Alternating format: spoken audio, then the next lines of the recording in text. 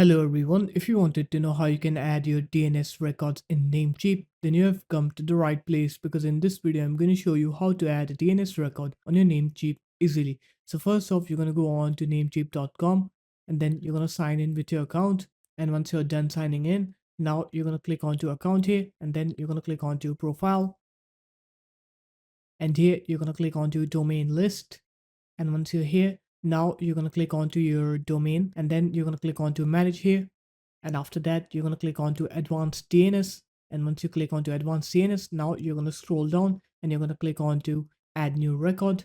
And then you'll have a list of all the DNS records here. You're going to select any record from there. And once you're done with selecting a record, now you can put in the host and then you're going to put in your IP address. Now you're going to set your TTL here. And once you set in your TTL, you're going to click on to save all changes. And once you click save all changes, it will add a DNS record on your website. So there it is guys, that's how easy it was to add a DNS record on your Namecheap. So if you guys found this video helpful, make sure to leave a like, comment and subscribe to the channel, and I'll see you in my next video. Peace.